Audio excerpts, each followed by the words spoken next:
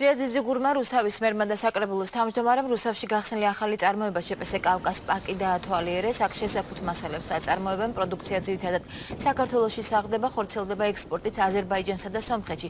დღესვე ზიაძიძიგური და რუსთავის მერი პოლიურეთანის სენდვიჩ პანელების წარმოების მშენებლობის პროცესაც გაეცნენ.